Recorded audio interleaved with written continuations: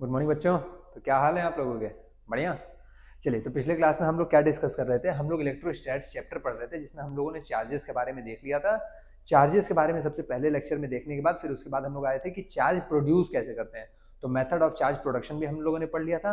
अब आज हम लोग क्या पढ़ने वाले हैं? आज हम लोग बेसिकली पढ़ेंगे कि जो फोर्स हम लोग निकाले थे, इलेक्ट्रोस्टैटिक फोर्स जो निकाले थे, परमिटिविटी ऑफ फ्री स्पेस यानी फ्री स्पेस में जो फोर्स निकाले थे, मीडियम में जो फोर्स निकाले थे, वो कैसे डिपेंड कर रहा था, तो उनके में रिलेशन क्या होगा, क्या फ्रैक्शनल चेंज इन फोर्स होने वाला है, जो फोर्स में चेंज आ रहा था मीडियम को पुट करने की वजह से, तो उसमें कितने चेंज आ रहे हैं, परसेंटेज कितना चेंज आ रहा है फोर्स में। तो आज हम ये सब के ऊपर डिस्कस करेंगे। उसके बाद फिर हम बढ़ेंगे अपने फोर्सेस के ऊपर कि जो हमारे इलेक्ट्रोस्टैटिक फोर्स होते हैं उनकी क्या प्रॉपर्टीज होती हैं, कुछ हम उनके बारे में पढ़ेंगे। जैसे हम चार्जेस की प्रॉपर्टीज पढ़े थे वैसे ही अब हम इलेक्ट्रोस्टैटिक फोर्सेस की भी कुछ प्रॉपर्टीज पढ़ेंगे। ठीक है, तो समय नहीं वेस्ट करते हैं, शुरू करते हैं अपना क्लास।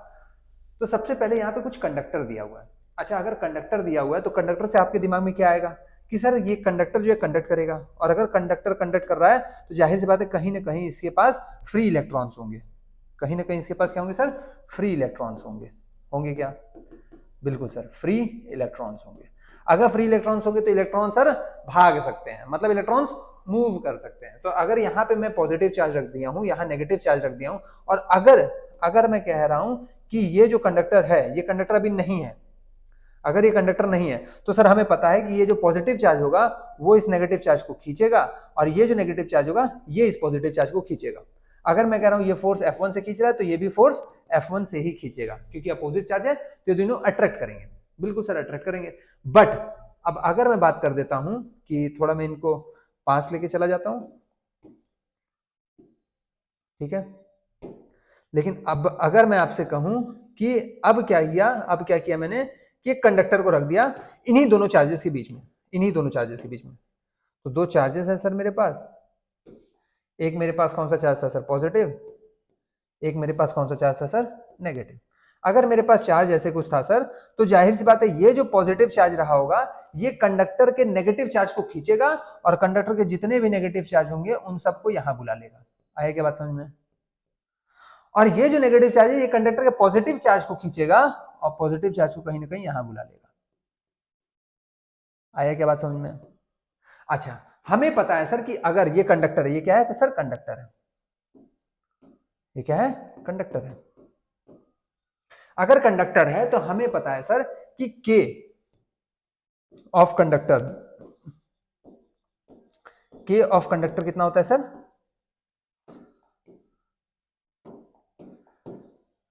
हमें पता है के ऑफ कंडक्टर जो होता है सर, डाइलेक्ट्रिक कांस्टेंट जो होता है वो कंडक्टर का, वो कितना होता है सर? इनफाइनाइट होता है। बिल्कुल सर, हमें पता है। और हमें यह भी पता है सर कि सिंस जो इलेक्ट्रोस्टैटिक फोर्स होता है सर वो इनवर्सली प्रोपोर्शनल होता है किसके सर? डाइलेक्ट्रिक कांस्टेंट के। होता है क्या सर? डाइलेक्ट्रिक कांस्टेंट के इनवर्सली प्रोपोर्शनल होता है? ये तो नहीं पढ़े हैं सर। हाँ, ये पढ़े हैं कि जो इलेक्ट्रोस्टैटिक फोर्स होता है वो परमिटिविटी के इनवर्सली प्रोपोर्शनल होता है। होता है सर, बिल्कुल। अगर परमिटिविटी के इनवर्सली प्रोपोर्शनल होता है तो मीडियम, अगर मैं मीडियम का परमिटिविटी बात करूं तो परमिटिविटी के मीडियम, यानी कि ये जो इलेक्ट्रोस्टैटिक फोर्स है जो कि इनवर्सली प्रोपोर्शनल था परमिटिविटी ऑफ फ्री स्पेस के, तो मैं ये भी कह सकता हूं कि इलेक्ट्रोस्टैटिक फोर्स इनवर्सली प्रोपोर्शनल होगा परमिटिविटी ऑफ मीडियम के। और अगर मैं ये कह सकता हूं तो के क्या होता है सर? सर के होता है क्या sir? Epsilon M by epsilon not. और अगर epsilon m permittivity of medium, sir permittivity of medium क्या होता है? इनफाइनाइट। अगर परमिटिविटी ऑफ मीडियम इनफाइनाइट होता है तो डाइलेक्ट्रिक कांस्टेंट क्या होगा सर? इनफाइनाइट। अगर डाइलेक्ट्रिक कांस्टेंट इनफाइनाइट है तो परमिटिविटी ऑफ मीडियम क्या होगा सर? इनफाइनाइट। यानी कि सर यहां से मैं कह सकता हूं कि since permittivity of medium is equal to infinite, therefore मैं कह सकता हूं कि इलेक्ट्रोस्टैटिक फोर्स क्या होगा सर? वो जीरो होगा। किस केस में सर? अगर परमिटिविटी ऑफ मीडियम इनफाइनाइट हो, और हमें पता है कि sir k is equal to epsilon M by epsilon not. K की वैल्यू क्या है? Infinite. Infinite is equal to epsilon M by epsilon not. Therefore हम कह सकते हैं कि एप्सिलॉन एम की वैल्यू क्या आएगी? इनफाइनाइट। यानी कि सर परमिटिविटी ऑफ मीडियम का अगर मैं बात करूं तो वो कितना आ रहा है? इन्फिनिटी। परमिटिविटी ऑफ मीडियम अगर इन्फिनिटी आ रहा है तो इसके पास इतना ताकत है, कितना? इन्फिनिटी ताकत है। और ये करता क्या है परमिटिविटी? सर परमिटिविटी क्या करता है? दो चार्जेस के बीच के फोर्स को हिंडर करता है। दिक्कत देता है उनके फोर्सेस के बीच में। तो जितना ज्यादा परमिटिविटी होगा उतना कम फोर्स होगा। परमिटिविटी इन्फिनिटी है तो फोर्स 0 हो जाएगा। यानी कि अगर मैं इन दो चार्जेस के बीच में ये कंडक्टर रख दूं तो यहां पे मैं क्या कह सकता हूं, देयरफॉर ये जो यहां पे फोर्स है, यहां पे अगर मैं कहूं फोर्स का बात करूं तो फोर्स क्या हो जाएगा सर, 0 हो जाएगा सर। अगर फोर्स 0 हो जाएगा तो सर इलेक्ट्रिक फील्ड 0 हो जाएगा। सर ये कैसे कह सकते हैं इलेक्ट्रिक फील्ड 0 होगा, ये क्या है इलेक्ट्रिक फील्ड, ई को क्या कहते हैं इलेक्ट्रिक फील्ड कहते हैं सर। सर आप ये कैसे कह सकते हैं कि इलेक्ट्रिक फील्ड 0 होगा, सर अगर कहीं कोई फोर्स नहीं लग रहा है लेकिन चार्ज है लेकिन फोर्स नहीं लग रहा है, इसका मतलब चार्ज आपका यहां पे होगा सर, और जो आपका दूसरा चार्ज होगा वो कहीं ना कहीं कहां होगा सर, विदेश में होगा, कहीं विदेश में होगा। अगर विदेश में होगा तो क्या इसका इलेक्ट्रिक फील्ड उस विदेश में जा रहा होगा क्या, नहीं जा रहा होगा सर, याद करो एग्जांपल याद आया क्या, यानी कि इसका इलेक्ट्रिक फील्ड उस विदेश में नहीं जा रहा होगा। इसीलिए अगर मैं कोई ऑब्जेक्ट यहां पे रख रहा हूं चार्ज ऑब्जेक्ट ए, दूसरा चार्ज ऑब्जेक्ट इतना ही +2 कूलम, दूसरा चार्ज में कहां रख दिया यूएस में रख दिया, तो क्या ये चार्ज उस चार्ज को खींच पाएगा क्या, नहीं सर, क्योंकि इसका इलेक्ट्रिक फील्ड उतने दूर तक नहीं जा रहा है, तो फोर्स नहीं लग रहा है। तो अगर फोर्स नहीं लग रहा है तो इलेक्ट्रिक फील्ड नहीं होगा। बात समझ में आ गया। तो अगर इनसाइड कंडक्टर कोई पूछे कि इलेक्ट्रिक फील्ड कितना होता है तो 0 होता है, कोई इलेक्ट्रिक फील्ड नहीं होता है। क्यों, क्योंकि अंदर फोर्स नहीं लग रहा होता है। बात समझ में आया। तो यानी कि पहले तो ये दोनों खींच रहे थे, लेकिन अब जो इंटरेक्शन होगा ये पॉजिटिव वाला इन माइनस वाले के साथ इंटरेक्ट करेगा।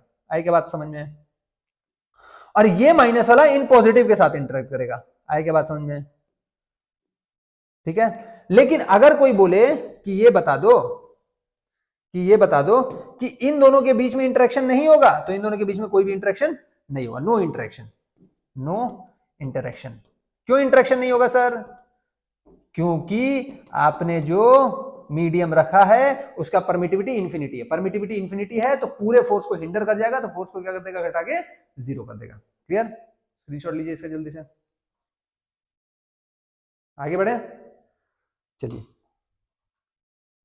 वीडियो रिकॉर्ड तो हो रहा भाई मेरे, हाँ चलिए तो आगे बढ़ते हैं। अगला हमसे कह रहा है कि can a charge object attract neutral object, क्या जो चार्ज ऑब्जेक्ट है वो न्यूट्रल ऑब्जेक्ट को अट्रैक्ट कर सकता है, बताइए। क्या चार्ज ऑब्जेक्ट न्यूट्रल ऑब्जेक्ट को अट्रैक्ट कर सकता है, देख लेते हैं सर।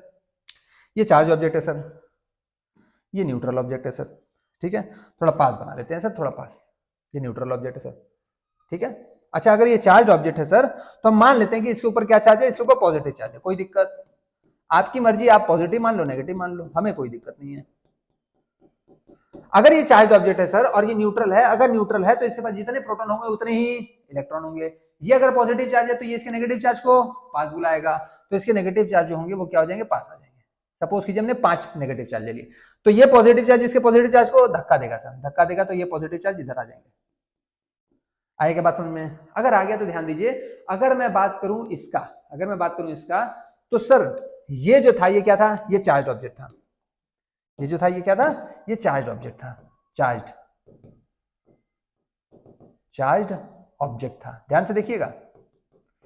और ये क्या था सर, ये अनचार्ज ऑब्जेक्ट था सर, अनचार्ज्ड ऑब्जेक्ट था। अच्छा, अगर ऐसा था तो अब ध्यान से देखिएगा कि सर क्या ये जो चार्ज बॉडी है क्या इस अनचार्ज बॉडी को अट्रैक्ट कर पाएगा, तो देखते हैं सर, ये पॉजिटिव इस नेगेटिव पे फोर्स लगाएगा और जो फोर्स लगाएगा वो कुछ इस पर्टिकुलर डायरेक्शन में खींचेगा सर, यानी कि ये जो होगा ये पर्टिकुलर कहीं इधर होगा, F1 फोर्स लगा रहा होगा, ठीक है। और ये पॉजिटिव चार्ज इस पॉजिटिव चार्ज को इधर धक्का दे रहा होगा, यानी कहीं ना कहीं ये F2 फोर्स इधर लगा रहा होगा सर। अगर F1 का बात करें तो सर चार्ज अगर देखें तो चार्ज, अगर मैं सपोज कीजिए कि मैं इसका चार्ज Q1 मान लेता हूं और इसका चार्ज Q2 मान लेता हूं, ठीक है, मैं इसका चार्ज Q1 मान लिया, इसका चार्ज Q2 मान लिया, ठीक है। तो ये जितना चार्ज नेगेटिव होगा उतना ही पॉजिटिव होगा, यानी कि Q2 अगर मैं देखूं तो Q2 पॉजिटिव ले चाहे नेगेटिव ले, दोनों की वैल्यू सेम होगी, ठीक है। सर यहाँ पे भी Q2/2, यहाँ पे भी Q2/2, क्योंकि दोनों मिला के क्या बन रहे होंगे, Q2 बन रहे होंगे। अब ध्यान से देखिए, क्योंकि ये न्यूट्रल है तो 0 बन रहे होंगे सर। अब मैं कह रहा हूं कि ये पॉजिटिव चार्ज इस नेगेटिव को खींच रहा होगा, बिल्कुल खींच रहा होगा सर, K Q1 Q2/r², तो फोर्स जो था वो इनवर्सली प्रोपोर्शनल टू r² था। Since force is inversely proportional to r² के इनवर्सली प्रोपोर्शनल है, तो मैं कह सकता हूं कि देयरफॉर ये वाली डिस्टेंस जो होगी ये क्या होगी, r1 होगी, और ये वाली डिस्टेंस जो होगी वो क्या होगी, r2 होगी। देयरफॉर मैं कह सकता हूं कि अपना क्या बड़ा है, अपना दिख रहा है सर R2 बड़ा है, R2 ग्रेटर देन R1 है, तो मैं कह सकता हूं सो F1 ग्रेटर देन F2 हो जाएगा। क्यों सर?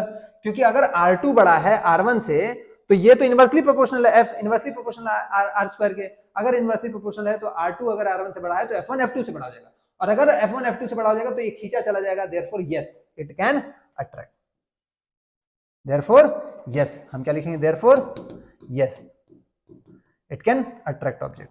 बोलिए बात समझ में आया या नहीं आया? अरे भैया ये क्या हो गया,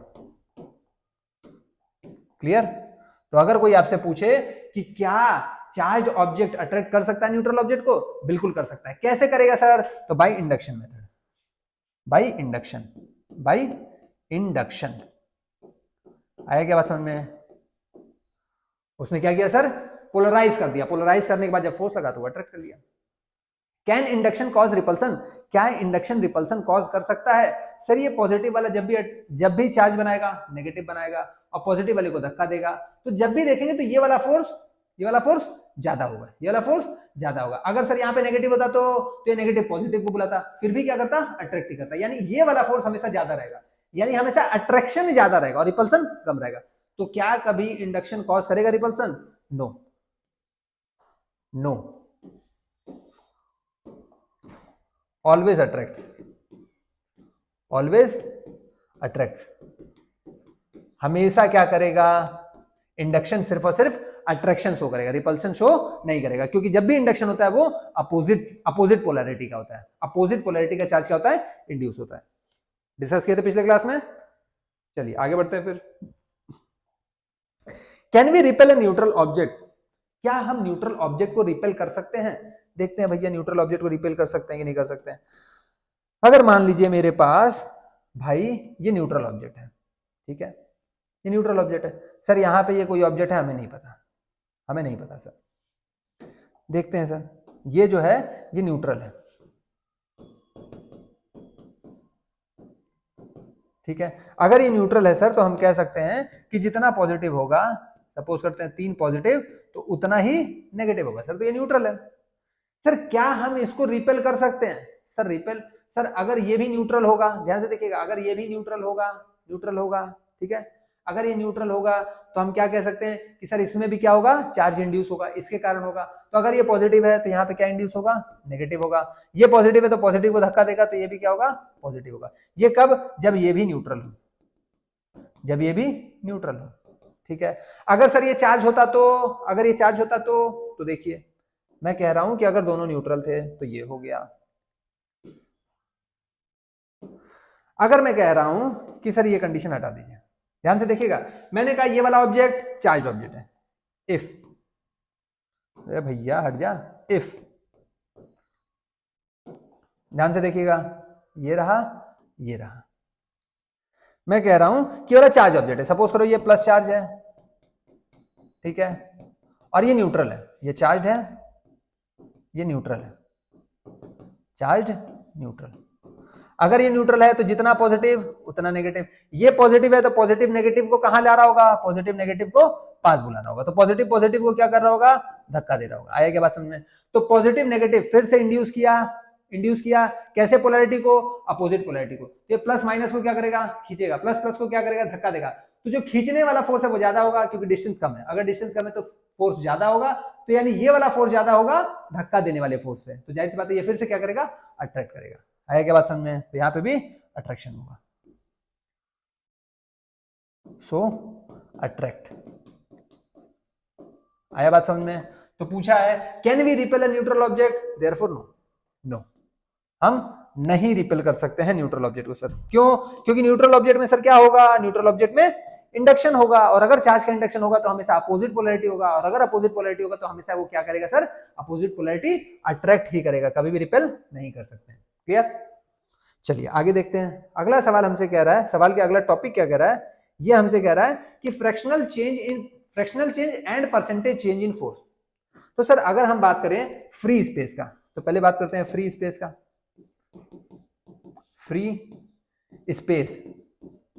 फ्री स्पेस में अगर मैं फोर्स का बात करूं तो सपोज करो मैं F0 दे देता हूं फोर्स, ठीक है, तो ये कितना हो जाएगा सर? ये हो जाएगा 1/4 pi epsilon not, Q1 Q2 by are square, ठीक है।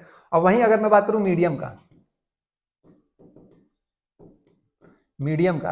तो मीडियम में भी हमने पढ़ रखा है सर, जो एफ एम होगा, फोर्स इन मीडियम जो होगा, वो 1/4 pi epsilon m Q1 Q2 by are square होगा। इतना तक कहीं कोई दिक्कत नहीं। आगे बढ़ते हैं। हमें पता है कि सिंस के एप्सिलॉन आर, लिख देता हूं, epsilon R is equal to K is equal to epsilon M by epsilon not, therefore epsilon M is equal to K into epsilon naught. तो मैं यहां से कह सकता हूं, so F M is equal to 1/4 pi K epsilon not Q1 Q2 by are square. और अगर ये मैं कह सकता हूं, जरा इसे स्क्रीनशॉट लीजिए तो फिर आगे बढ़ते हैं। ले लिया क्या? चलो आगे बढ़ते हैं। तो मैं कह सकता हूं देयरफॉर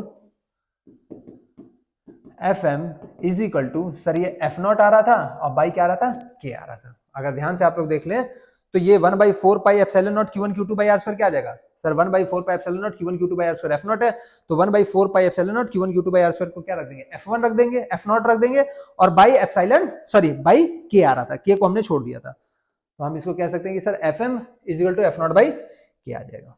और अगर इसको कह सकते हैं तो भैया मेरे, अब जरा इसमें बताइए कि एफ एम क्या है, एफ नॉट क्या है, के क्या है। तो इसमें जो एफ एम है ये force between charges in medium है, ठीक है। और अगर कोई एफ नेट पूछे तो ये क्या, एफ नॉट क्या है, तो force between charges in free space है, इन फ्री स्पेस है। और अगर कोई के पूछे तो के क्या है, के अपना डाइलेक्ट्रिक कांस्टेंट है, डाई इलेक्ट्रिक कांस्टेंट है, ठीक है। अगर ऐसा है तो हम कह सकते हैं सर मीडियम में जो फोर्स होगा वो हमेशा फोर्स इन फ्री स्पेस से कम होगा, क्योंकि डाइलेक्ट्रिक कांस्टेंट की कुछ ना कुछ तो वैल्यू होगी, 1 होगी, 2 होगी, 3 होगी, 4 होगी, 5 होगी। अगर 1 होगी तो force in medium force in free space के बराबर होगा। लेकिन अगर 1 से बढ़ गया, डाइलेक्ट्रिक कांस्टेंट 1 से बढ़ गया, तो जाहिर सी बात है फोर्स इन मीडियम क्या हो जाएगा, फोर्स इन फ्री स्पेस से कम हो जाएगा, क्योंकि ये डिनोमिनेटर बढ़ जाएगा तो ये ओवरऑल वैल्यू क्या हो जाएगा, घट जाएगा। तो फोर्स इन मीडियम घट जाएगा फ्री स्पेस से। अगर वो घट जाएगा तो हम क्या कह सकते हैं, हम कह सकते हैं सर कि सो, अब अगर हमें फ्रैक्शनल चेंज निकालना है तो लिख लेते हैं सर, फ्रैक्शनल चेंज होता क्या है, fractional change in force is equal to क्या होता है सर, तो delta F by F not होता है। क्या चेंज इन फोर्स आया भाई, कितना ओरिजिनल फोर्स था, तो चेंज इन फोर्स कितना आएगा हमें कैसे पता चलेगा सर, तो कितना ओरिजिनल था एफ नॉट माइनस कितना हो गया एफ एम बाई क्या हो जाएगा एफ नॉट। बोलिए यहां तक कहीं कोई दिक्कत? सर एफ नॉट में एफ एम क्यों घटा रहे हैं, एफ एम में एफ नॉट क्यों नहीं घटा रहे हैं, क्योंकि भैया मेरे हमें पता है कि फ्री स्पेस का फोर्स हमेशा ज्यादा होगा मीडियम के फोर्स से, तो इसीलिए फ्री स्पेस में से मीडियम का फोर्स घटा रहे हैं, ना कि मीडियम के फोर्स में से फ्री स्पेस घटाएंगे। बात समझ आए, क्योंकि मीडियम का फोर्स हमेशा क्या आएगा, कम आएगा, क्योंकि डिवाइडेड बाई के है। क्लियर? अब हमें क्या जानना था, हमें ये जानना था सर कि F naught minus F M by F naught आने वाला। अगर यहां से हम देखें since F M is equal to F not by K, therefore हम कह सकते हैं सर कि F not by F M is equal to के।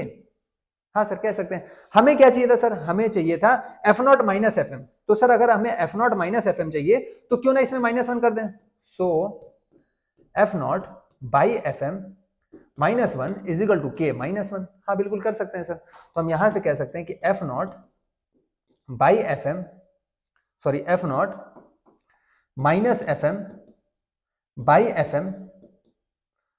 एम इज इक्वल टू क्या हो जाएगा sir, is equal to K -1। हाँ ये तो के -1 आ गया, लेकिन हमें नीचे क्या चाहिए था सर, नीचे तो एफ एम चाहिए था सर, और यहाँ पे क्या आ रहा है सर, यहाँ पे एफ नॉट आ रहा है सर, तो ये तो गड़बड़ हो गया। अगर गड़बड़ हो गया तो देखिए कैसे करेंगे, इसको उड़ा दीजिए। हमें चाहिए क्या था, हमें फ्रैक्शनल चेंज इन फोर्स चाहिए था, जो कि क्या होता है delta F by F not होता है, कितना चेंज इन फोर्स आया भाई कितना ओरिजिनल फोर्स था। तो सर हम इसको डायरेक्टली भी तो कह सकते थे कि ये जो होगा ये F not by F naught minus F M by F naught हो जाएगा सर। हाँ बिल्कुल कह सकते हैं, F not by F naught कितना हो जाएगा 1, 1 minus F M by F naught हो जाएगा सर। हाँ बिल्कुल कह सकते हैं सर।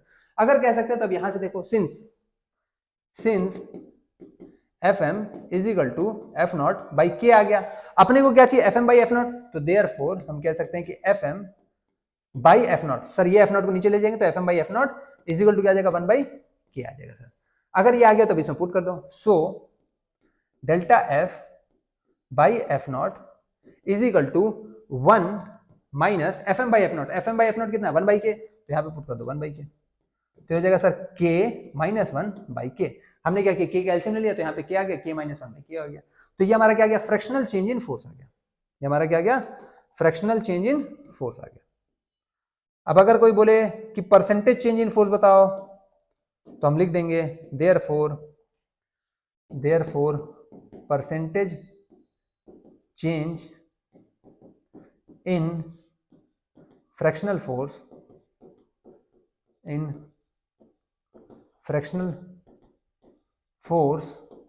इज इक्वल टू क्या होगा, इज इक्वल टू हो जाएगा sir delta F by F naught, जितना आ रहा था बस खाली इनटू क्या कर देंगे 100% कर देंगे, तो यहाँ पे भी जो आ रहा था सर के माइनस 1 बाई के इनटू क्या कर देंगे सर 100% कर देंगे, तो यही हमारा क्या आ जाएगा sir fractional percentage change in fractional force आ जाएगा। Clear, fractional change in force होता क्या है सर, कितना चेंज हुआ by original value of force. ठीक है, ओरिजिनल वैल्यू ऑफ फोर्स बोले तो यानी कि जो फोर्स फ्री स्पेस में था वो, तो इसकी फॉर्मूला क्या आ जाएगी सर, फॉर्मूला आ जाएगा कि delta F by F not fractional change in force जो होता है वो के माइनस 1 बाई के होता है। के यहाँ पे क्या है डाइलेक्ट्रिक कांस्टेंट है, के यहाँ पे क्या है डाइलेक्ट्रिक कांस्टेंट है। क्लियर है, स्क्रीनशॉट लीजिए इससे जल्दी, ले लिया, आगे बढ़े, चलिए आगे बढ़ते हैं।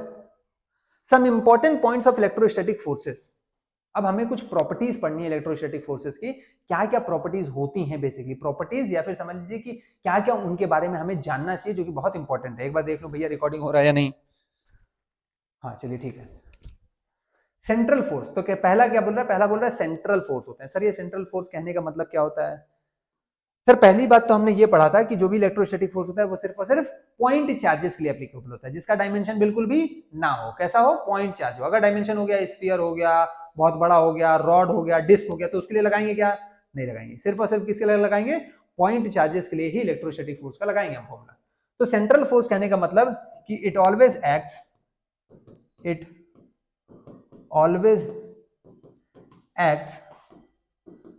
along the line joining the center of the charges,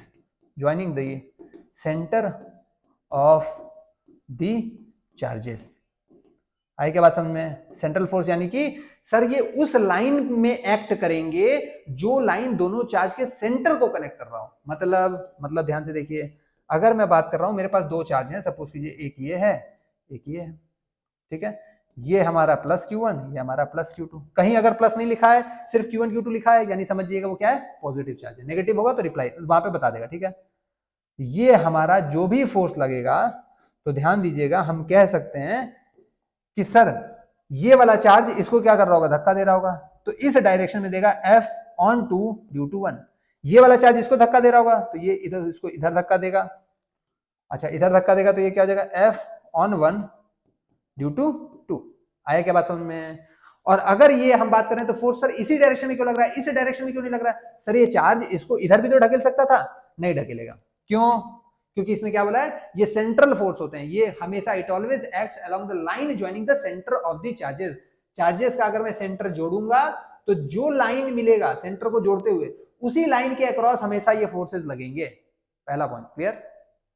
अगला कह रहा है कंजर्वेटिव फोर्सेस, तो फोर्स हमारे पास दो तरह के आने वाले हैं, अभी से ध्यान दे लीजिए, एक होंगे कंजर्वेटिव फोर्स, एक होंगे नॉन कंजर्वेटिव फोर्स। ठीक है, ये कंजर्वेटिव फोर्स क्या होते हैं, तो ऐसे फोर्स जो कि पाथ इंडिपेंडेंट हो, जो कि पाथ इंडिपेंडेंट हो, अगर मैं उनका वर्क डन निकालना चाहूं उन फोर्सेस का, तो उनका वर्क डन कभी भी पाथ पे डिपेंड ना करे, तो हम कह देंगे वो कैसे फोर्सेस हैं, वो कंजर्वेटिव फोर्सेस हैं।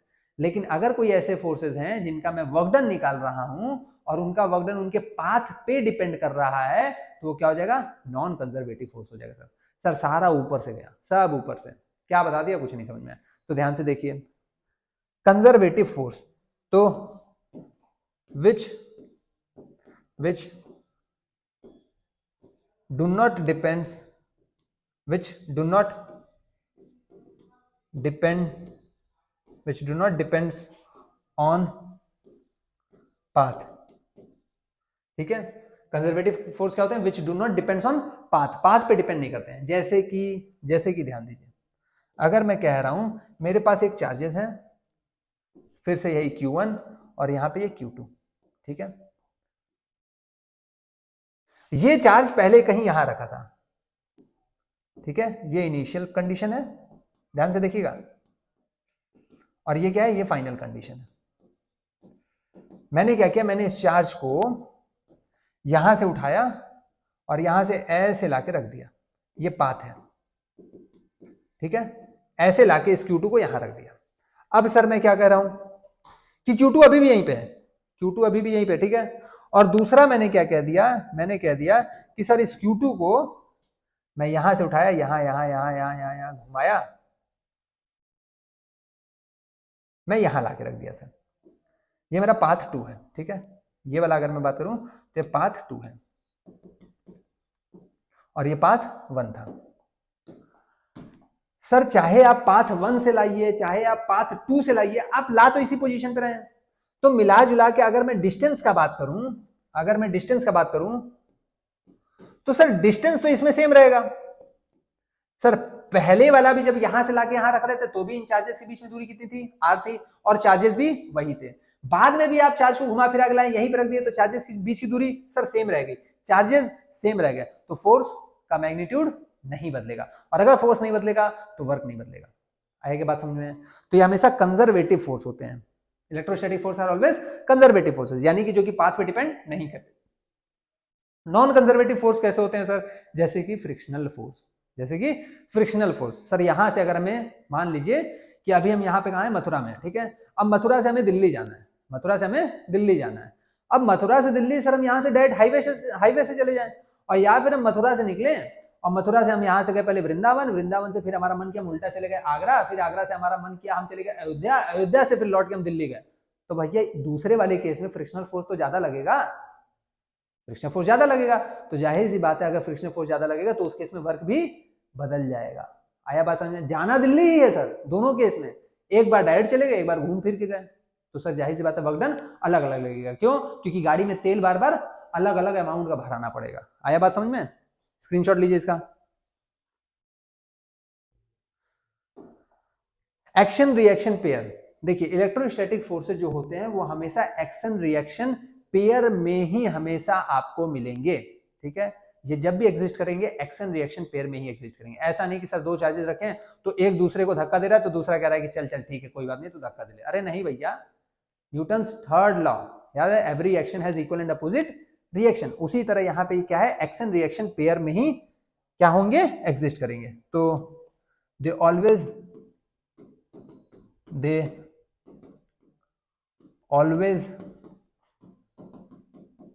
exist in action reaction pair which are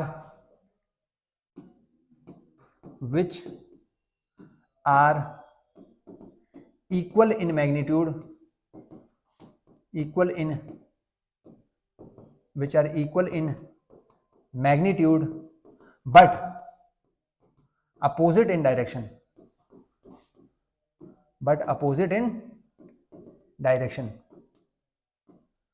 and also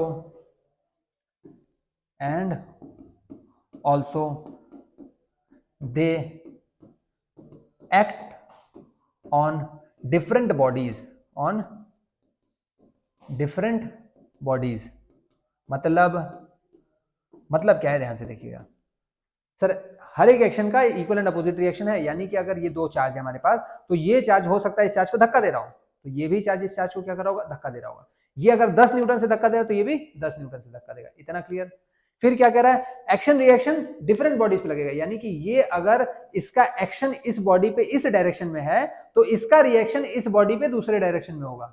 बात समझ में आया? ये अगर एक्शन इस बॉडी पे दे रहा है तो इसका रिएक्शन इस पे नहीं आएगा, अब इसका रिएक्शन इस पे आएगा। एक्शन अगर इस पे जा रहा है तो रिएक्शन इस पे आएगा, एक्शन इस पे जा रहा है तो रिएक्शन इस पे आएगा। क्लियर? तो एक्शन रिएक्शन हमेशा डिफरेंट बॉडीज पे लगते हैं। अब कुछ एग्जांपल दिए हैं, इन्हें हम समझने की कोशिश करते हैं। सर ये +2 कूलम है, ये +4 कूलम है, तो ये वाला इसको कहीं ना कहीं इधर ढकेलेगा। मैं इसको नाम दे देता हूं, ये 1 ये 2। तो यहां फोर्स लगेगा F(2) ड्यू टू 1 इस डायरेक्शन में, और इस पे कहीं इधर लगेगा फोर्स F(1) ड्यू टू 2। ठीक है, चलिए अब अगर यहां पे देखा जाए तो हम कह सकते हैं सर कि magnitude of F(1) due to 2 is equal to magnitude of F(2) due to 1। Sir इसका फोर्स का मैग्नीट्यूड लीजिए चाहे इसका फोर्स का मैग्नीट्यूड लीजिए, दोनों सेम आएगा। क्यों? क्योंकि action and reaction are always equal in magnitude but opposite in direction. तो हम तो मैग्नीट्यूड ले रहे हैं, ये क्या हो जाएगा सर, ये हो जाएगा K Q1 Q2 by R²। Sir इनके बीच की दूरी R ले लीजिए, कोई दिक्कत? तो जाएगा K Q1 कितना है सर 2, Q2 कितना है सर 4 बाई R²। तो ये जाएगा sir 8K by R² Newton. आएगी बात समझे सर? अब इस पे देखते हैं सर, अगर इस पे बात करते हैं तो सपोज कीजिए इसका नाम ले लीजिए कितना, इसका नाम ले लीजिए 1, इसका नाम ले लीजिए 2। तो सर इस पे जो फोर्स लगेगा वो किसी, ये पॉजिटिव नेगेटिव है सर, यहाँ पे तो दोनों सेम चार्ज था तो रिपेल कर रहा था, ये दोनों अट्रैक्ट करेंगे, यानी ये चार्ज इसको खींचेगा और ये चार्ज इसको खींचेगा। तो ये F(2) ड्यू टू 1 है और ये F(1) ड्यू टू 2 है। ठीक है, इसको क्या पढ़ेंगे, F(2) due to 1 F(1) due to 2। ठीक है, अच्छा तो अब अगर यहां पे देख लें तो फिर ये भी दोनों क्या होंगे, सेम मैग्नीट्यूड के होंगे और अपोजिट डायरेक्शन में। देयरफॉर हम कह सकते हैं कि mod of F(1)2 is equal to mod of F(2)1 is equal to क्या हो जाएगा, K Q1 Q2 by R²। Sir इनके बीच की दूरी R ले लीजिए, इनके बीच की दूरी जो है वो R ले लीजिए। ठीक है, तो अपना फॉर्मूला क्या बना सर, यहां से जो हम फोर्स निकाले हैं वह जाएगा sir -8K by R²। Sir ये क्या हो गया सर, सर चार्ज तो सेम था, रेडियस भी सेम था, तो मैग्नीट्यूड तो सेम आना चाहिए, ये मैग्नीट्यूड में माइनस क्यों आ रहा है? ये माइनस क्या बता रहा है, ये माइनस बता रहा है कि फोर्स जो है, ये माइनस क्या बता रहा है, force is attractive in nature, force is attractive in nature. आया क्या बात समझ में? ये माइनस क्या बता रहा है, माइनस बता रहा है कि जो फोर्स लग रहा है यहाँ पे वो अट्रैक्टिव इन नेचर लग रहा है। देयरफॉर हम यहां से भी कह सकते हैं, इनको थोड़ा सा किनारे करेगा, therefore mod of F(1) due to 2 F(2) due to 1 ये फिर से बराबर होगा, किसके बराबर होगा, K 8 बाई R² और न्यूटन। ठीक है, जितना ये फोर्स आ रहा था उतना ही वो फोर्स भी आएगा। क्यों? क्योंकि चार्जेस के मैग्नीट्यूड सेम थे, रेडियस सेम था, तो फोर्सेस का मैग्नीट्यूड भी सेम आएगा।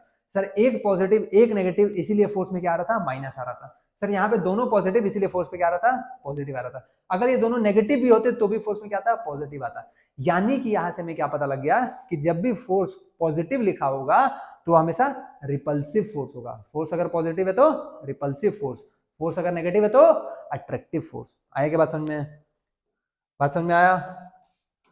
तो यहां से हम क्या कह सकते हैं, यहां से पहले लिख लीजिए, if force is equal to positive, कहां लिखे, यहां लिख दें, चलो, फोर्स बराबर पॉजिटिव मतलब कैसा फोर्स है, रिपल्सिव। ठीक है, क्लियर? और अगर कोई बोले कि फोर्स बराबर क्या आ रहा है, नेगेटिव, तो देयरफॉर कैसा है ये, अट्रैक्टिव। क्लियर? फोर्स अगर पॉजिटिव दिया है तो रिपल्सिव फोर्स है, फोर्स अगर नेगेटिव दिया है तो अट्रैक्टिव फोर्स है। क्लियर? इसका स्क्रीनशॉट लीजिए जल्दी से, आगे बढ़े।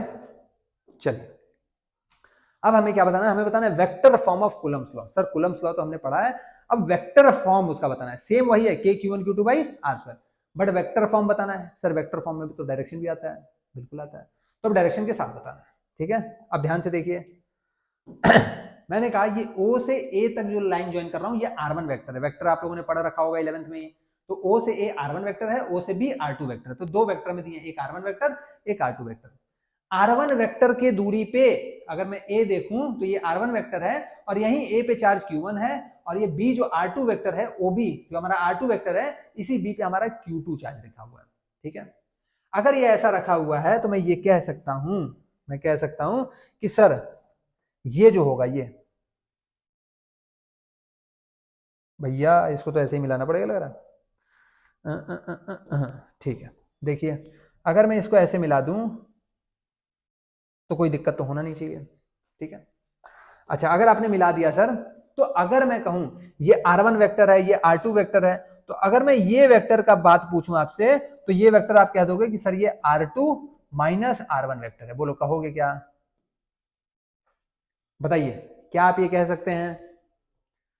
क्या ये पढ़ा है या नहीं पढ़ा है कि सर जब भी ये एक वेक्टर दिया हो, ये एक वेक्टर दिया हो, दो पॉइंट को मिलाते हैं, ध्यान से देखना, एक वेक्टर ये OA दिया है, एक वेक्टर ये OB दिया है, तो जब भी मैं एक पॉइंट से दूसरे पॉइंट पे जाऊंगा तो जब भी मेरे को ये वेक्टर निकालना होगा तो फाइनल पोजीशन यानी कि final vector minus initial vector करना होगा। आएगा बात समझ में? सर यहाँ पे ध्यान से देखिएगा, OA जो है वो हमारा क्या है, वेक्टर R1 है। और उसी तरह अगर मैं बात करूं OB का, तो OB क्या है सर, वेक्टर R2 है। बात समझ में आया? अगर मैं बात करता हूं AB वेक्टर का, ध्यान से देखिएगा मैं किसका बात कर रहा हूं सर, AB वेक्टर का। तो AB वेक्टर का अगर मेरे को निकालना हो तो सर ये A से B जा रहे हैं, तो पहले फाइनल वाला लेंगे, तो OB vector minus sir OA vector. ठीक है, वेक्टर OA हमारा क्या था, R1 वेक्टर, OB क्या था, R2 वेक्टर। अगर मेरे को AB वेक्टर लेना है यानी A से B जा रहे हैं, तो हमेशा क्या होता है, ये फाइनल माइनस इनिशियल वेक्टर होता है। तो लिख भी लो यहां पे, मैं यहां पे लिख देता हूं, final vector minus initial vector. आया क्या बात समझ में? तो फाइनल वेक्टर क्या था sir, OB vector, initial vector क्या था sir, OA vector. OB vector क्या था सर, R2 वेक्टर, तो ये क्या हो जाएगा, R2 वेक्टर। इनिशियल वेक्टर क्या था सर, R1 वेक्टर। तो ये हमारा क्या आ गया sir, AB vector. AB vector आ गया sir R2 vector minus R1 vector. यहां तक कहीं कोई दिक्कत नहीं? आगे बढ़ते हैं सर। फिर अब हमसे कह रहा है सर कि ये भी प्लस है, ये भी प्लस है, ये अगर A है, ये अगर A है, तो अगर मैं इस पे इसके कारण फोर्स पूछूं तो आप कहोगे सर ये इधर की ओर धक्का दे रहा होगा। ठीक है, कोई दिक्कत? तो मैं कह दूंगा ये F on A due to B है, F on A due to B इधर की ओर धक्का दे रहा है। और अगर मैं इस पे पूछूं तो ये भी स्ट्रेट लाइन में जाएगा सर इधर की ओर, ये हो जाएगा F on B due to A है सर। बोलो कोई दिक्कत? ये F on A due to B हो गया, ये F on B due to A हो गया।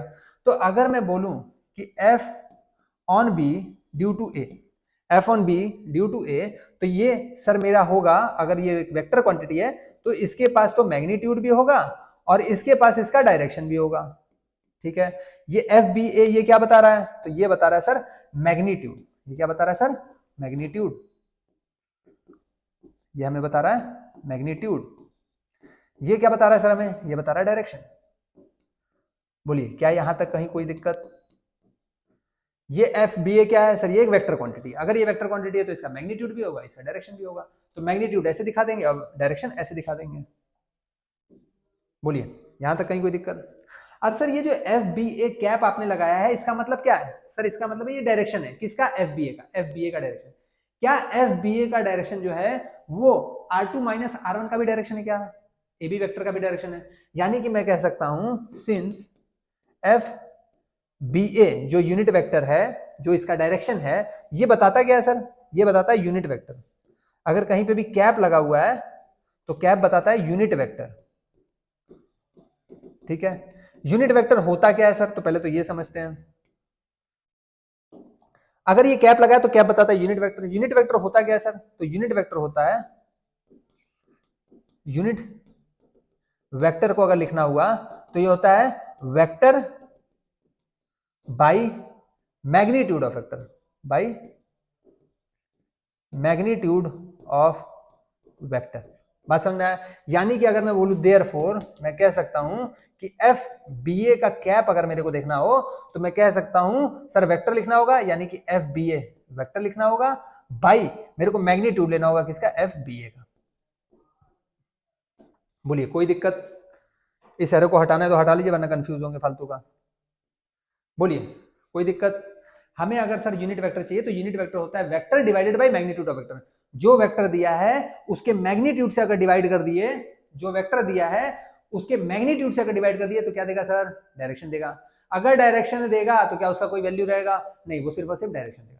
तो सर अगर यूनिट वेक्टर का बात करें तो ये क्या देगा, सिर्फ और सिर्फ डायरेक्शन देगा। कैसे देगा, अगर वेक्टर को मैं उसके मैग्नीट्यूड से डिवाइड कर दूं तो ये क्या देगा, डायरेक्शन देगा। किसका देगा, एफ बी ए का, एफ बी ए का डायरेक्शन देगा।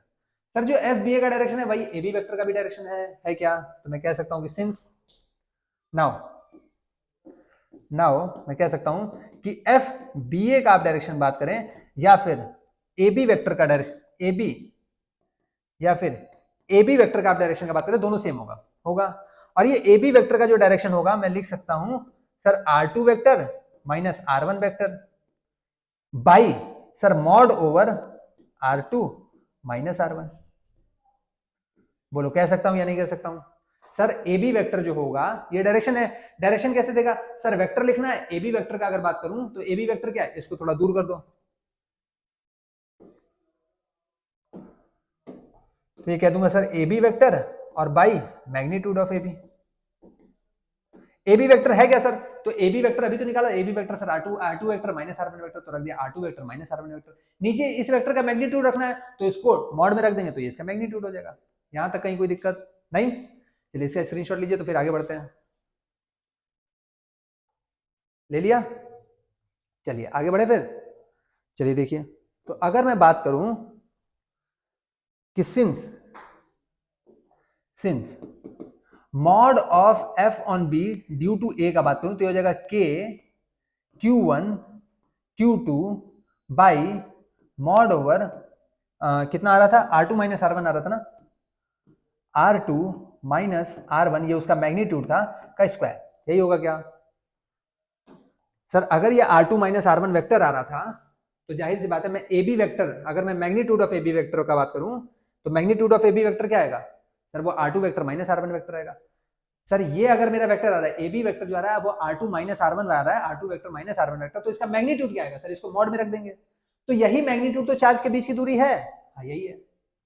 तो हमने कह दिया कि F on B due to A क्या आएगा, K Q one Q two by R two vector minus R one vector का मैग्नीट्यूड का स्क्वायर, क्योंकि K Q one Q two by are square होता है। आर यहाँ पे क्या है सर, यहाँ पे R mod of R two minus R one है, ठीक है सर, ये हो गया हमारा मैग्नीट्यूड।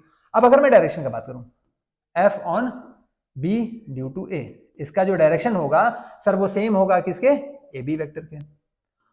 और ए बी वेक्टर का डायरेक्शन आ क्या रहा था, तो ए बी वेक्टर का डायरेक्शन आ रहा था sir R two vector minus R one vector by mod over R two minus R one, तो यह रहा था sir R two vector minus R one vector by mod over R two minus R one आ रहा था क्या। Therefore तो हम कह सकते हैं सो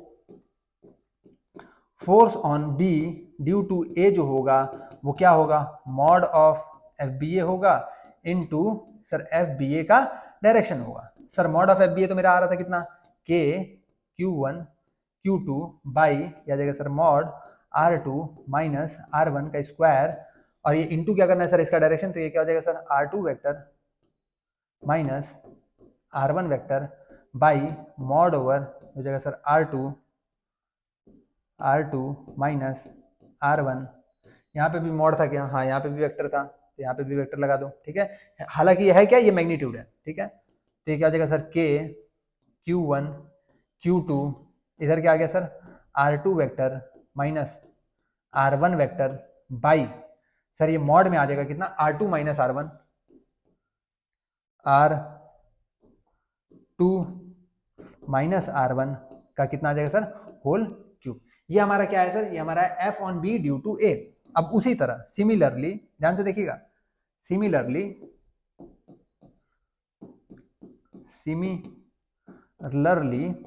अगर मैं बात करूं F on A due to B, vector जो होगा सर वो मॉड होगा एफ ए बी का और डायरेक्शन होगा किसका सर, एफ ए बी का, ठीक है सर। अगर मैं मॉड का बात करूं तो मैग्नीट्यूड तो सेम होगा सर, तो मैग्नीट्यूड में मैं लिख सकता हूं सर के Q1 Q2 by, sir magnitude तो सेम होगा तो R2 माइनस R1 ही रख दीजिए।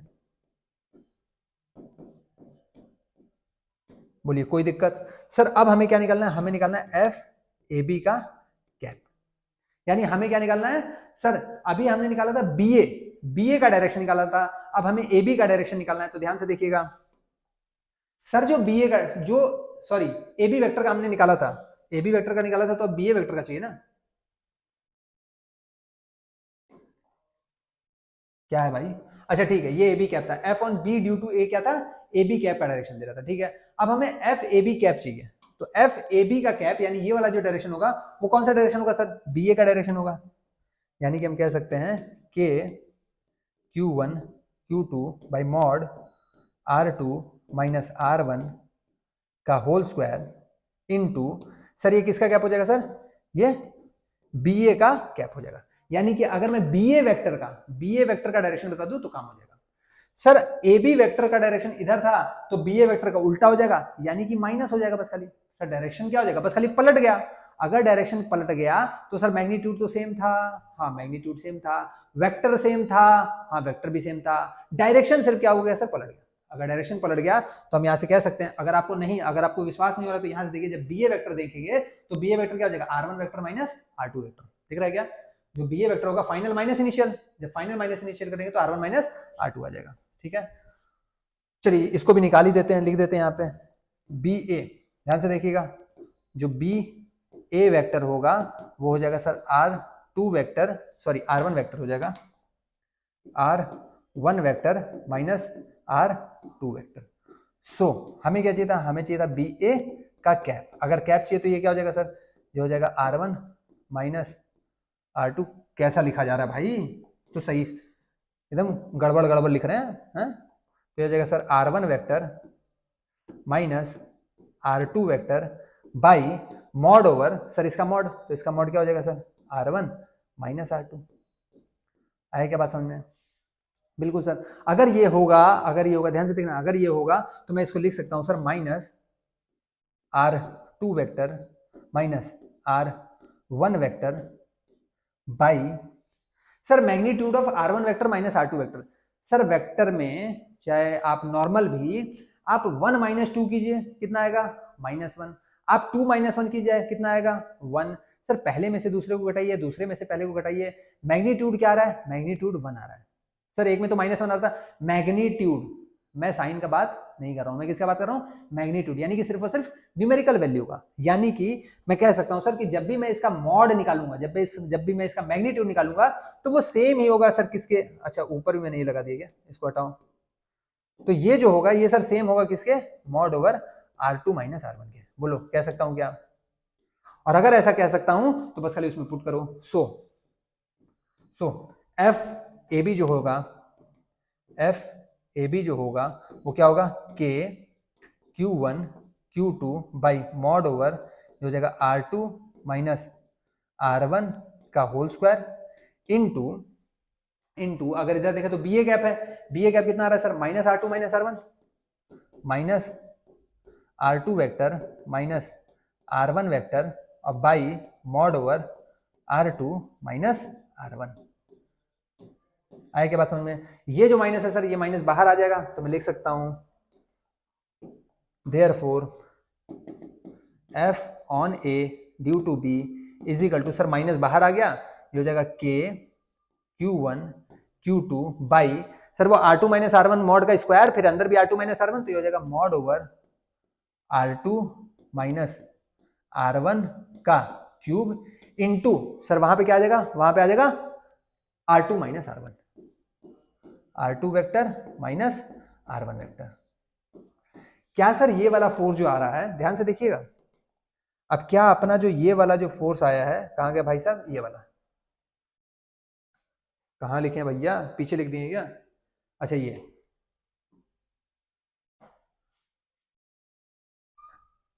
ये जो अपना फोर्स आया है F on B due to A, और ये जो F on A due to B आया है, जो F on B due to आया है K Q1 Q2 R2 vector minus R1 vector by R2 minus R1 का क्यूब। यहाँ पे F on A due to B जो आ रहा है वो माइनस टाइम ऑफ के Q1 Q2 R2 minus R1 vector by R2 vector minus R1 vector का मॉड का क्यूब।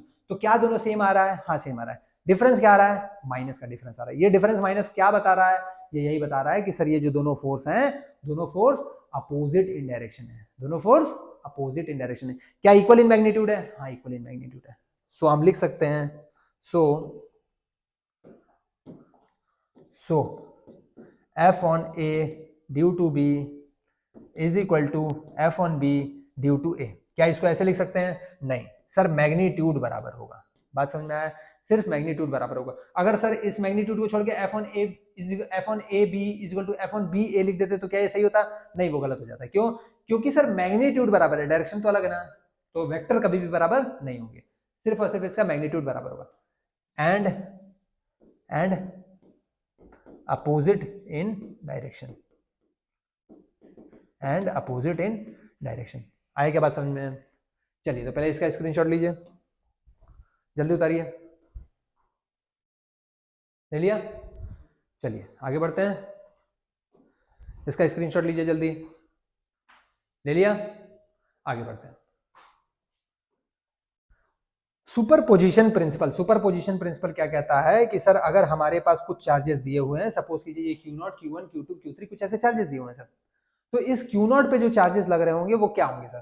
तो इसके कारण कुछ ना कुछ चार्ज लग रहा होगा सर, वो कहां लग रहा होगा? इधर लग रहा होगा, जो कि क्या होगा सर? F1 होगा। ठीक है सर, इसके कारण भी कुछ चार्ज लग रहा होगा जो कि इसके centre of the line joining में होगा। ठीक है, लाइन ज्वाइनिंग इसके सेंटर के अक्रॉस होगा। ठीक है, तो ये इसको क्या कर रहा होगा सर? खींच रहा होगा। तो इस पे जो फोर्स लग रहा होगा वो सर कुछ ऐसे लग रहा होगा। ठीक है, वो कितना लग रहा होगा? F2 लग रहा होगा। सर इस पे अगर देखें तो इस पे भी लाइन ज्वाइनिंग के अक्रॉस ही लगेगा, सेंटर लाइन ज्वाइनिंग के अक्रॉस, तो ये इस पे लग रहा होगा, ये कितना लग रहा होगा? F3 लग रहा होगा। यही हमारा सुपर पोजिशन प्रिंसिपल है, यानी कि F नेट जो होगा वो हमेशा F1 वेक्टर होगा प्लस F2 वेक्टर होगा प्लस F3 वेक्टर होगा प्लस ये ऐसे ही चलता जाएगा एंड सो ऑन। बोलिए आया क्या बात समझ में? सुपर पोजिशन प्रिंसिपल यही कहता है कि कभी भी एक चार्ज दिया है, उसके इर्द गिर्द बहुत सारे चार्ज दिए हैं, तो हम सबका इंडिविजुअली इस पे फोर्स निकालेंगे और उसके बाद हम क्या कर देंगे? उनका वेक्टर एडिशन कर देंगे। ठीक है सर, वेक्टर एडिशन तो आता ही नहीं है, क्लास 11th में सीखे होगे मेरे भाई वेक्टर एडिशन करना। ठीक है, जरा एक बार खोलिएगा किताब और देखिएगा वेक्टर एडिशन, फिर भी नहीं आता है तो बताएंगे। ठीक है, क्या कह रहा है? Find force on Q0। कह रहा है Q0 पे हमें क्या बताना है? फोर्स बताना है। ध्यान से देखिएगा, अगर Q0 पे हमें फोर्स बताना है सर, तो ये तो हमें साफ साफ दिख रहा है कि ये भी चार्ज पॉजिटिव है, ये भी चार्ज पॉजिटिव है, यानी कहीं ना कहीं अगर मैं इसको ज्वाइन करूं तो ये इसको यहां धक्का देगा, और ये भी पॉजिटिव, ये भी पॉजिटिव, तो कहीं ना कहीं सर ये भी हमें दिख रहा है कि ये भी इसको कहीं ना कहीं धक्का देगा। इतना तो हमें साफ साफ पता चल रहा है सर। अगर मैं इसका नाम दे दूं क्या? 1, इसका नाम दे दूं क्या? 2, इसका नाम दे दूं क्या? 3। ठीक है, तो ये हो जाएगा F/3 ड्यू टू 1, और ये क्या हो जाएगा? F/3 due to 2। यहां तक तो कहीं कोई दिक्कत नहीं आनी चाहिए। इसको मैं कह रहा हूं थोड़ा सा बढ़ा लीजिए। क्यों? हमें नहीं पता सर, थोड़ा बढ़ा लेते हैं, कोई दिक्कत है क्या? नहीं, तो देखते हैं। अब हमसे कह रहा है कि हमें फोर्स निकालना है इस पे। अब फोर्स सर निकाले कैसे? सर ये वाला तो डिस्टेंस अपने को पता ही नहीं है, लेकिन ये पता है कि ये क्या है? ये 90 डिग्री है। ठीक है, अगर ये 90 डिग्री है तो ये डिस्टेंस आ जाएगा, ये डिस्टेंस कितना आएगा? ये डिस्टेंस आएगा x² प्लस d²/4। ठीक है, ये चार्ज है, ये चार्ज है, इन दोनों के बीच की दूरी है, ये चार्ज है, ये चार्ज है, इन दोनों के बीच की दूरी है, इन दोनों के भी बीच की दूरी क्या होगी सर? √x² plus d²/4। बिल्कुल सर यही होगा। थोड़ा सा इनको बड़ा कर दिया जाएगा, x² प्लस d²/4।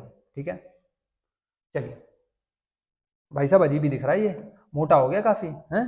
चलो कोई नहीं, √x² प्लस d²/4। अब क्या कह रहा है हमसे? हमसे ये कह रहा है सर कि ये F31 इधर जा रहा है, F32 इधर जा रहा है, तो कैसे निकालेंगे इस पे फोर्स? इसको अगर रिजॉल्व कर लें तो काम बनेगा, रिजॉल्व करके ही काम बनेगा। अब रिजॉल्व करेंगे कैसे सर? तो देखिए रिजॉल्व कैसे करते हैं। मैं कह रहा हूं सपोज कीजिए कि ये एंगल अपना थीटा है, एंगल कितना है? थीटा है। कोई दिक्कत? सर जैसा इस साइड है वैसा ही इस साइड है, तो कहीं ना कहीं दिख रहा है जो साइड ये है वही साइड ये है, जो एंगल ये है वही एंगल ये भी है, और ये वाला साइड कॉमन है, तो ये दोनों ट्रायंगल क्या होंगे? कॉन्ग्रुएंट होंगे। अगर ये दोनों ट्रायंगल कॉन्ग्रुएंट होंगे तो अगर ये थीटा है तो ये भी क्या हो जाएगा? थीटा हो जाएगा। अगर ये थीटा है तो ये भी क्या हो जाएगा? थीटा हो जाएगा, वर्टिकली अपोजिट एंगल। अगर ये थीटा है तो ये भी क्या हो जाएगा? थीटा हो जाएगा, ये भी वर्टिकली अपोजिट एंगल। बोलिए कोई दिक्कत? यहां तक तो नहीं है सर? अगर नहीं है तब इसको रिजॉल्व करते हैं। ये अगर F31 जा रहा है तो अगर यहां पे इसको ब्रेक करके देखेंगे तो ये हो जाएगा F31 cos थीटा। आया क्या बात समझ में? ये अगर F32 जा रहा है तो इसका अगर ये वाला कंपोनेंट देखेंगे तो ये हो जाएगा F32 cos थीटा। आया क्या बात समझ में? अच्छा, ये अगर एक कंपोनेंट F32 का F32 cos थीटा हो गया तो एक इधर जाएगा F32 sin theta, F32 sin theta. ये अगर F31 इधर गया है तो एक F31 cos थीटा इधर गया है तो एक इधर आ जाएगा क्या, F31 sin थीटा। बोलिए बात समझ में आया क्या? सर हमने क्या किया, हमने इसको रिजॉल्व किया। सर आपने रिजॉल्व कैसे कर दिया? तो सर जो भी ये फोर्स है, तो अगर मैं इसको इसके बेस के अलोंग तोड़ूंगा, जो एंगल दिया रहता है उसके अलोंग तोड़ूंगा, तो F31 ये थीटा दिया था तो बेस के अलोंग cos थीटा में टूटता है, तो F31 का F31 cos थीटा टूट जाएगा और एक परपेंडिकुलर वाला F31 sin थीटा टूट जाएगा। उसी तरह ये F32 दिया था, ये थीटा दिया था, तो F32 ये cos थीटा हो जाएगा और ये F32 sin थीटा हो जाएगा। अगर ये थीटा दिया होता तो ये F32 था तो ये F32 cos थीटा हो जाता, ये F32 sin थीटा हो जाता। क्लियर? रिजोल्यूशन अगर नहीं समझ में आया तो फिर भी बताएंगे अगले क्लास में, इसको लेकिन ध्यान से देखिएगा।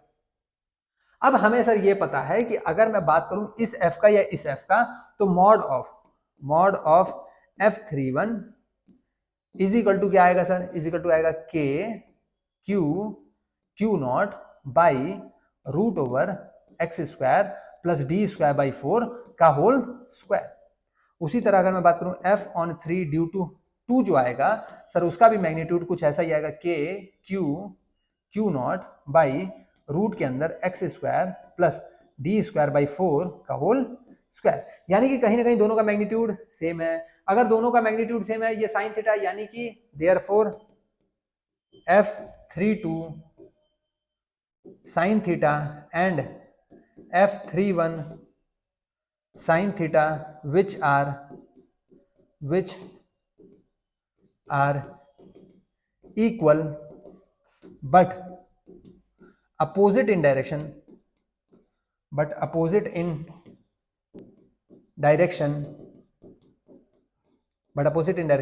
will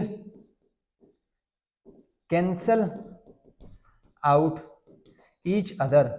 दोनों एक दूसरे को क्या करेंगे? कैंसल आउट कर देंगे। आया क्या बात समझ में? यानी कि मैं कह सकता हूं सर कि जो अपना ये होगा F31 sin थीटा और जो अपना ये होगा F32 sin थीटा, ये तो कट गया सर क्योंकि ये दोनों बराबर रहते। सर यहाँ पे भी sin थीटा, यहाँ पे भी sin थीटा, इसका भी मैग्नीट्यूड दोनों का सेम था तो कट गया। ऊपर की ओर फोर्स आ रहा है सर, कितना फोर्स आ रहा है सर? देयरफॉर F नेट जो आएगा वो सर कितना आ रहा है? F31 cos theta plus F32 cos theta, F31 cos theta plus F32 cos theta. Sir अब अगर F31 F32 का मैं बात करूं तो डायरेक्शन तो ऊपर है, डायरेक्शन ऊपर है, अपवर्ड। ठीक है, अपवर्ड, या फिर लिख सकते हैं अवे, या क्या लिखेंगे? Away the charges, away from charge, away from charges. ठीक है, ध्यान से देखिएगा, डायरेक्शन आ गया अवे फ्रॉम चार्जेस। और हमें पता है F31 F32 का मैग्नीट्यूड क्या है सर? दोनों बराबर है। अगर दोनों बराबर है तो यहां रख देंगे सर, तो F31 F32 मिला जुला के कितना हो जाएगा सर? ये भी मैग्नीट्यूड बराबर है, ये भी मैग्नीट्यूड बराबर है, ये भी cos थीटा है, ये भी cos थीटा है, तो मैं लिख सकता हूं 2F31 cos थीटा। तो मैं लिख सकता हूं 2 इंटू सर F31 कितना आ रहा था? ये आ रहा था K Q नॉट बाई, इसका जब स्क्वायर करेंगे सर तो रूट स्क्वायर को खा जाएगा और ये आ जाएगा x square plus D square by 4 into cos theta में चाहिए सर। कॉस थीटा है क्या सर? तो यहां से देखेंगे कॉस थीटा क्या होता है? कॉस थीटा होता है sir base by hypotenuse. Cos theta क्या होता है? Base by hypotenuse. एक बार देख लो भैया रिकॉर्ड हो रहा है या नहीं, ये चल रहा है नहीं चल रहा है?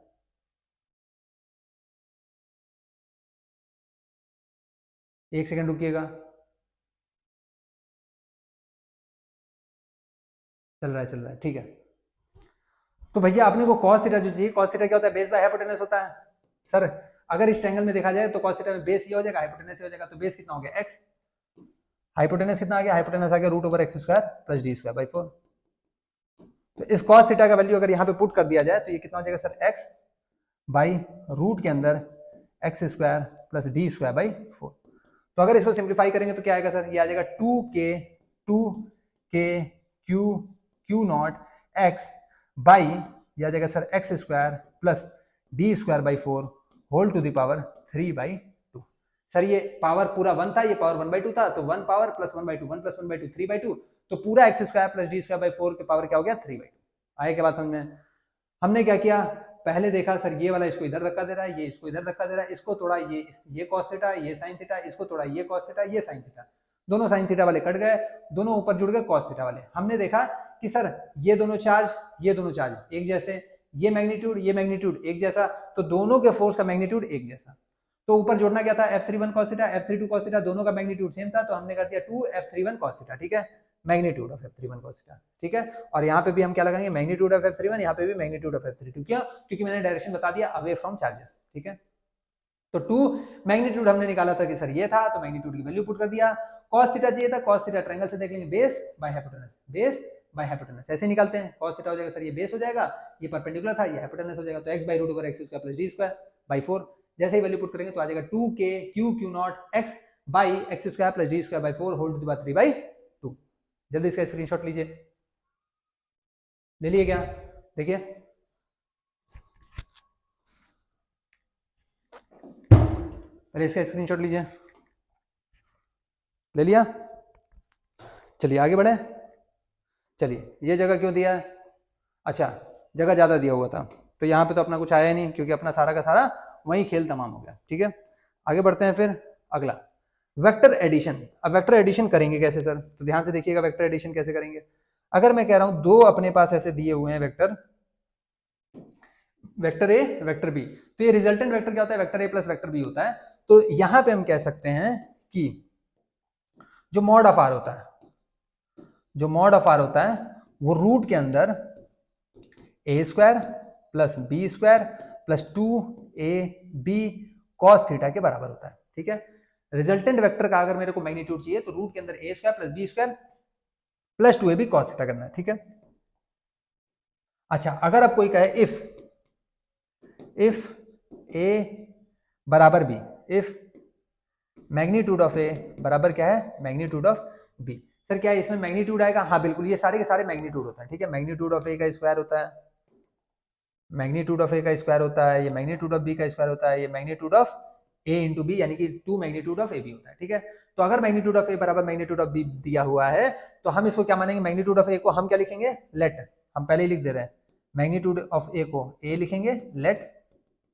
ठीक है, जहां पे भी मैग्नीट्यूड ऑफ ए आएगा हम उसको क्या करेंगे, ए लिखेंगे, ये हमने मान लिया है। ठीक है, और मैग्नीट्यूड ऑफ बी को क्या लिखेंगे, बी लिखेंगे, क्या, लेट हमने किया हुआ है। ठीक है, ताकि थोड़ा आसानी हो। अच्छा, अब इसको अगर मैं सिंप्लीफाई करूंगा तो मैं कह सकता हूं कि so R is equal to, ये हो जाएगा sir A square plus 2a² cos theta. तो यहां से अगर देखा जाए सर तो ये हो जाएगा 2a² plus 2a² cos theta. यहां से अगर देखा जाए तो 2a² कॉमन आ जाएगा, 2a² और ये हो जाएगा 1 plus cos theta, 1 plus cos theta. अब जरा ये देखिए, अगर याद हो cos 2 थीटा तो ये क्या होता था, ये होता था cos square theta minus sine square theta, या फिर ये क्या होता था 1 माइनस 2 साइन स्क्वायर थीटा, या फिर 2 cos स्क्वायर थीटा माइनस 1। तो अगर मैं देखूं इस -1 को इधर ले आऊं, देयरफॉर मैं कह सकता हूं कि cos 2 थीटा प्लस 1 बराबर क्या हो जाएगा, 2 cos स्क्वायर थीटा। अपने को क्या चाहिए था, अपने को चाहिए 1 प्लस कॉस थीटा, ये 1 प्लस कॉस 2 थीटा आ रहा है। सो मैं कह सकता हूं कि 1 प्लस कॉस थीटा, सर ये 2 थीटा को थीटा कर दिया तो आधा कर दिया है, तो यहाँ पे भी थीटा को आधा कर देंगे तो 2 cos स्क्वायर थीटा बाई 2 हो जाएगा। आया क्या बात समझ में? हमने एंगल को हाफ